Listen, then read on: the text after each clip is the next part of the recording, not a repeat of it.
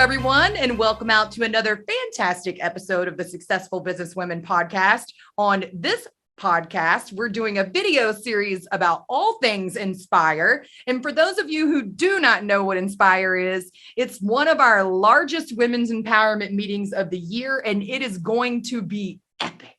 So today we're in the studio with Sarah Madras. She is the owner of Sarah Madras Coaching, and we're so excited to have you on the show. Thank you so much for having me. I'm excited to be here. Well, she is in the studio today because she is very interested in being a speaker at Inspire. And the ladies of the SBW are really interested in finding it out what it is that you would have in store for us if you're chosen. So my topic that I would be talking about is the call to courage, because everybody has these call to courage moments. It's kind of like the tap from the universe, but we don't always see them, hear them, acknowledge them. We're like, shh, I don't feel that. And so how do we know what our call to courage is and how do we answer it? And the way that I got through this is when I was a young little girl, all young and naive, graduating from college, I moved up to North Carolina. I did not know a soul. It was me, my 6-pound dog, and a U-Haul truck. I was starting completely over. So I was like, I am a social worker. I'm going to save the world. I'm going to save all the children. I'm going to help all the families, like all, yay. Naive. So I started looking for a job. My first job, that place, there was lots of sexual harassment, lawsuits, things. And I was like, oh, I got to get out of here. Wrongful termination, left that place. Then I go to the next place and I'm like, okay, this is going to be better. Well, that place, and at the time in mental health, you did not have to have a degree in order to open up a mental health facility. So like anybody could open up group homes, anybody could open up services and work. And it was crazy. Wow. Yeah.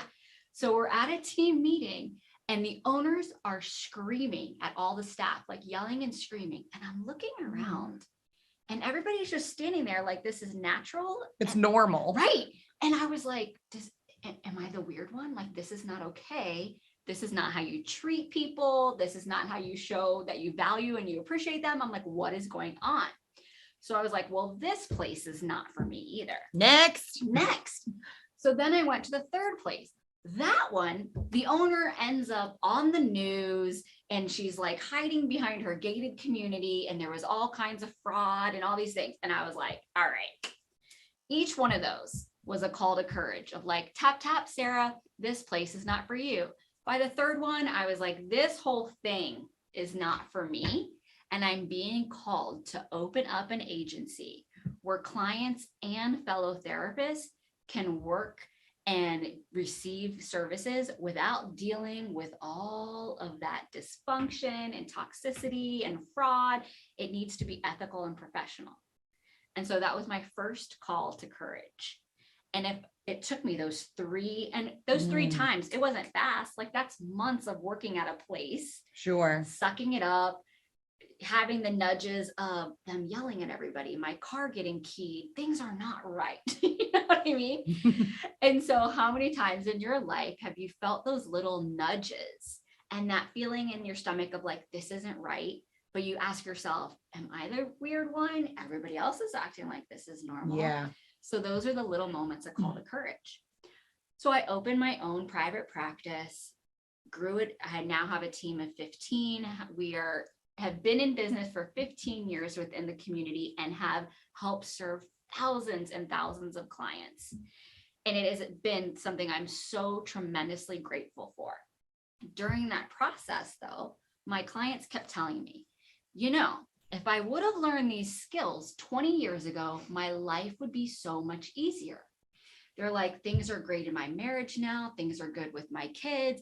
They're like, but now I go to work and because once you see the truth, once you know the difference, you can't unsee it. You've had that awakening. Yes, you can't unsee it.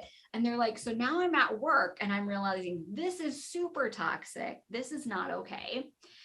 So I heard that nudge from clients for 2 whole years. Again, each time they would say it, they're calling me to have the courage. And each time I wasn't ready and I kept saying, no, not now. The world is saying, yoo-hoo, drive on into your ultimate best destiny. Correct. And you're saying, no, not me, not Yes. me. Yes. I'm not worthy. Correct. I can't do that. That's what I said. Who am I to be doing this? There's many of other coaches out there. I knew tons of coaches. What am I going to say that's going to be any different? How am I going to make a difference? And so you do. You say, I'm not worthy of this. It's not that big of a deal. I don't have anything special to offer that somebody else isn't doing. And that's how you keep yourself small. Sure. All those fears, all those limiting beliefs. Well, then everything with the civil unrest happened. And my friend, he's an African-American male. He was like, Sarah, my people need you. He's like, you have the skills to be in the middle and be the bridge that we need to create these communities. And I was like, brother, I am a little itty bitty white girl. That does not feel like that is appropriate for me to be going in that arena and being like, okay, I'm going to be the one to teach these skills. And he looked at me and he said, you are the one with the skills. He said, you know it naturally, you do it easily, you connect with people. He's like, you are the one that is meant to be in the arena and be that bridge. And he's like, and you not being in there, you not having the courage to do it, he's like, you're doing me and my people a disservice. Wow. Did you step up? Yep. And so that's when I opened the coaching business. And that's how it all started. Yeah. Well, I'll tell you what, you're doing some really big things for men and women in our community. You have an amazing podcast. I'm actually excited to tune in on a weekly basis. Yes. When do you release your podcast? So we release a new episode on Tuesdays, and then we have a rapid fire on Friday. So rapid fire is at the end of each episode. We rapid fire questions at our guest, and they say the first thing that comes to mind. And this is called Girls Who Do Stuff. Mm-hmm. And I thought the show was so much fun. I like to add in the word fun. So I was like, girls who do fun stuff. We do that too. Yes, but you do a lot of fun and interesting things on that show. And you're teaching people about leadership. Mm-hmm. You're teaching people how to be brave. Yep. And you're teaching them how to step into that call to action. Yep. I was stuck at a dead-end job.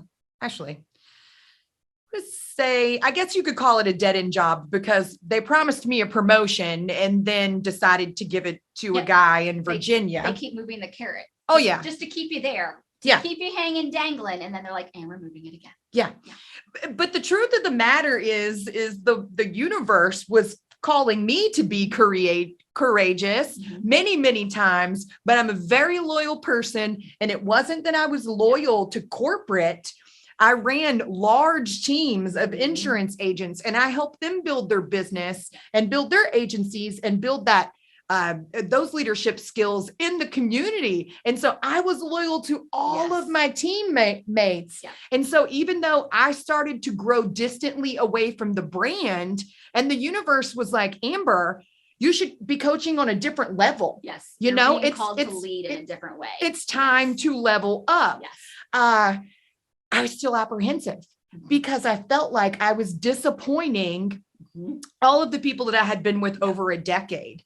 But I just kept getting those little signs and these little opportunities. And I still had that same thought.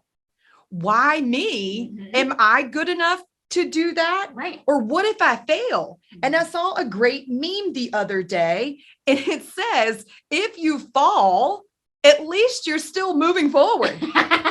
Right? Awesome. Thank you, Pam Horton, for that wonderful meme. I appreciate that. Again, if you fail, what is that? Is it a failure or is it an opportunity for growth? Right. Is it a failure or, is it part of the process? Right. And I'm such a big believer in that your why for doing it has got to be bigger than your fear. Oh, sure. Because I remember getting ready to do the first ever Dare to Lead workshop for a local law enforcement department. And I was working with their command team and I was getting ready and I'm in the mirror putting on my eyeliner and I realized my hand was shaking. Ooh. I was so nervous of like, how is this going to go? What are they going to think? How is this going to be received? And I just had to tap back into the why. Why am I doing this? Why do I believe so strongly in this? Why do I want the world to have these skills? Because I spent the last 15 years watching them transform people's lives. And I was like, that why is so big that no fear could ever. So I just continue of like, I notice that my hand is shaking. Sure. I am aware that I am feeling fear right now. And my why is too big to stop. So when you're afraid, ask yourself, what is your why that is even bigger? Woo! Sarah is in the studio today, spitting truth and fire. Did y'all feel that? I did. Woo, she is something special. All right, guys. Well, we have Sarah in the studio today. And if you're interested in connecting with her, she loves to connect with folks. She loves to have coffee talks and lunches and dinners. But if I'm interested in learning more about you and plugging into you, how can we get in contact with you? So the best way is email at sarah@sarahmadras.com. So it's SARAH at Sarah, SARAH, Madras, MADRAS.com. You can also come and hang out with me in my free Facebook group. It's called Brave Leaders Dare to Lead. I do free weekly training in there. My success team is in there to support. It's an amazing community of fellow individuals who are saying, I want to be a braver leader who creates courageous cultures, whether it's in their families, their community, their churches, or their workplace. Wow. Well, I'm definitely going to want that Calendly link because I want to do lunch with you after this. Look, I'm very excited to have Sarah in on the show. She does have a Dare to Lead 12-week workshop coming out. That is, you are Brene Brown certified. Correct. That means she has taken the courses, she's gotten the certification, she has the paper, she is qualified to teach you how to be a better leader. And you can reach out to her at email to get a little bit more information about that. Anybody who completes the entire 12 weeks then becomes Dare to Lead trained. So they can take the skills and carry it into their communities and their teams too. Well, we look forward to hearing all the great things that you have coming up. Because I know that you're just getting started. I mean, the world is your oyster, right? Yes. All right, guys, make sure that you join, if you haven't already, the Successful Businesswomen group. And to make sure that you don't miss out on getting your ticket for Inspire, make sure you turn on notifications by hitting those 3 dots in the top right-hand corner. If you have any trouble subscribing to the group, definitely reach out to one of myself, one of the admins, or one of the group experts, and we'll get you taken care of. Tickets for Inspire will be releasing soon on the Successful Businesswomen's new podcast. So don't miss a beat. Make sure you stay tuned.